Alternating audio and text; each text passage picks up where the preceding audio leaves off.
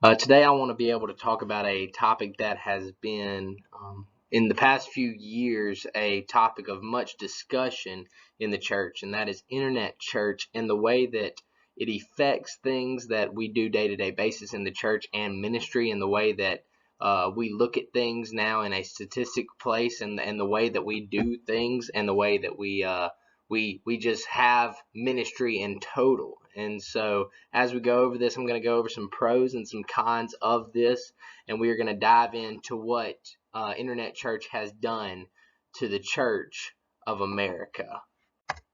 And so the first thing we see is that the past few years, internet churches have skyrocketed because of the COVID-19. We see that people couldn't come to church, people couldn't be in church, and so what did we see from this? We saw people, we had to, as churches, we had to start diving into ways that we could get it to our church members that couldn't be there.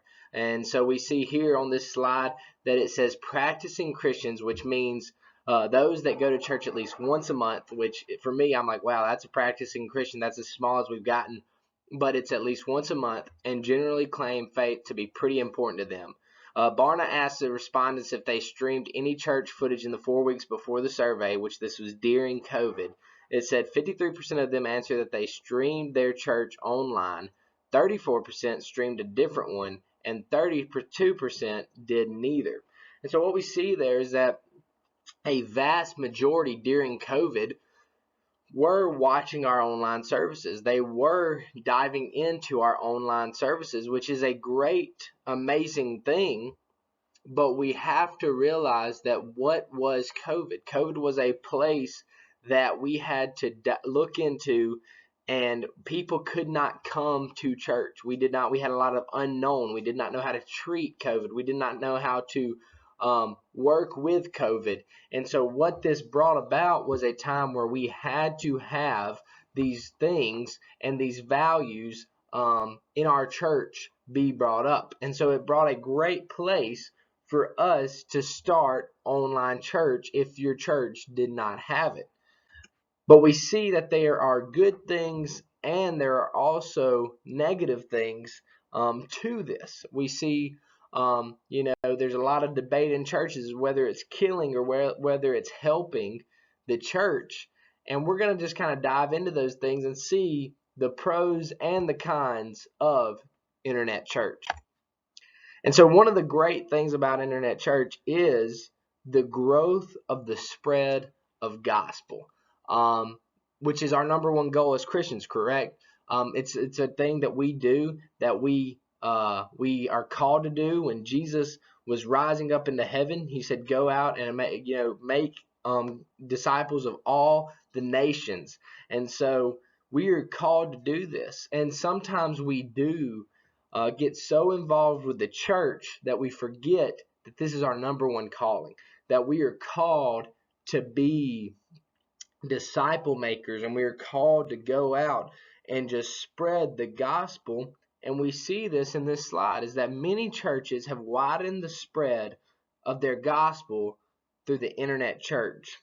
And it says, according to a new study from Nashville based in Lifeway Research, 45% of Americans say they have watched a Christian service online during the COVID-19 pandemic, including some who say they don't normally physically attend. Around half, 52% say they have not watched a church service during the pandemic, most of whom say they don't normally attend church in person. And so we see that we hit almost half of what these Christian church services did and watched, and people that did not usually go to church, did not usually go to these things, and they were watching our church services online. They were watching it and they were growing from it, and they were just excelling in sharing the gospel and hearing it. And we see that here. Yes, there are those that did not have the gospel and did not go physically in church, and they still didn't go for online church, but we can't force them to do that. But what we can do is we did do it very well, is that we put out the gospel and we put it on an online stream, an internet church, where they could have the chance to hear it And yes, it reached the people that did go in person, but it also reached those that have not stepped foot in a church in a long time, or maybe never stepped foot in a church. And it offered that, hey, we are going to give you this and you can have it. And it is a great, great blessing. And so we see the convenience of the church, right? And so we see that we can, no matter what, go and have it on our laptop, on our computer, on our TV, whichever way, on our phone, and it is very convenient. We have very many ways to be able to have the gospel and that preaching in our church right in front of us. And we often can do this if we're on vacation, if we're at our home, if we're wherever we are. It is very convenient. This quote says that one of the best things about church online is that you can worship God and watch the word in your underwear and on your couch or on in your time frame. You can pause it to use the bathroom and jump right back in. It's kind of a silly quote, right? That we can worship God and watch the word in our underwear. But how many times do we go to church and we are having to dress a certain way? We are having to worship a certain way. We don't feel free. We have to use the bathroom. We have to go to these certain places. And yes, some of that is good and it is an ethical thing to do, but oftentimes it may hinder the spirit. It also, for us, if you're sick, if you have sick people in your church, they can still watch it and be able to obtain it, where you may be sick and be like, I don't want to miss church, I want to hear the word, but you can have it right there. We also see that what if we go on vacation? I went on a vacation about 2 weeks ago, and I still got to watch, where I'm a minister, I got to watch the preacher preach, and I got to see his words. I did not miss a step. I got to see the announcements. I got to see everything. And recently, actually, at our church, we have upped our online service in the way that it looks and the way that it does. And so it felt like I was there. I actually get to comment and say that I'm involved in the spirit, that I'm involved with it, and I'm accepting it and loving it. And I was sitting in a cabin on vacation. I was sitting in a place where it was not a church house, but a place that I could be. And so this is one of the major good things about the convenience of online church. The next thing we see is the cons of internet church. As that last quote said, with every pro, there is a con. There is a thing that is not good. There is a thing where we can make something good and go into a bad place, with much of our morality in that too, and much things that we use in the church, we can have good with it, but everything can also cause bad.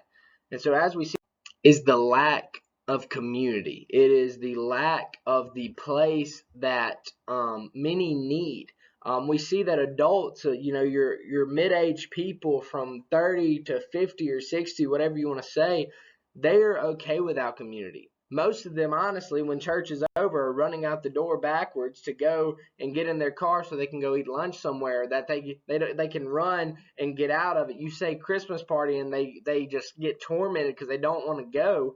And so they can live without it. But what we see is that many of our elders and our youth need community. I'm a youth minister, so I see this everywhere in our church. I see this in my youth, that on Wednesday night we have 40 plus kids come to my youth group, and they are plugging in and they're coming, and some of them are homeschool kids, some of them go to different schools, some of them don't have friends at school, but when they come to youth group, they have a place, they have a thing they can enjoy, and they need that community. This community brings a feeling of love and support to our elders.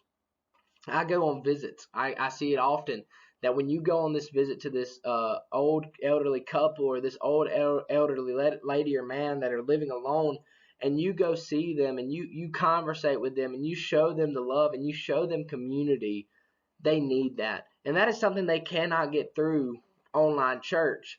That is something that you cannot get through a screen. You need to be with a body of believers. You need to be with people.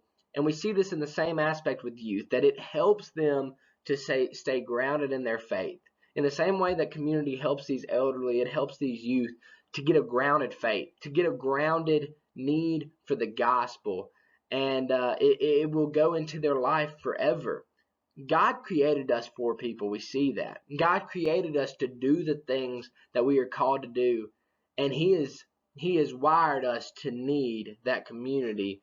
The next thing, we see the lack of dedication in the church. The in-person church is getting hurt due to many becoming comfortable with only online. We see in the last slide with how youth and elderly get help and need it, but it also is a place where we can get very comfortable with not doing it, especially with these youth who are not becoming grounded in their faith. We see that in the future we will have a much more lack of dedication. This quote says that church participation is in flux, said McConnell. Some who were regular in-person churches before COVID-19 only view online services today. Others have never turned in online despite the pandemic, and still others use both at different times. This shift has created both challenges and opportunities for pastors and church leaders. In the same way that, yes, it gives us an opportunity, it's giving more challenges. People that rely on online church and say, I need, and say, I need God, I need fellowship, but every Sunday morning they wake up, they know they can go to that screen. It's a temptation not to feed in. It's a temptation not to lean in.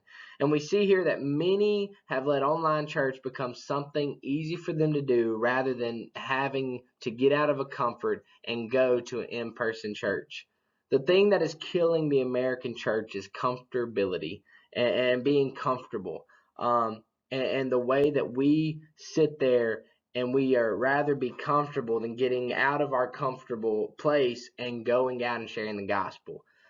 We have to find that line that we have to go share the gospel and feed ourselves at the same time. And we see this in the next slide, is that this is our major calling. It's our call to share. We must share the church and the word and everywhere. We must share. But we cannot lose that the church is important. We must use online. Online church is doing great. Online church is doing an awesome, amazing thing. But we must not rely solely on it. We must come together with Christians. We must grow together, and we must fellowship among each other to be able to let this gospel spread even better. Jesus ate with sinners, but he did not only eat with sinners. He went to his disciples. He stayed with people he loved. He stayed in that, and he fellowshipped, and he grew them, and then they went out and shared the gospel. We must realize that we need fellowship to be able to let the online church grow and the gospel grow. We cannot rely solely on online church. We need in person. We need these emotions together, and we need to further the gospel. I thank you for listening and tuning into this. Thank you.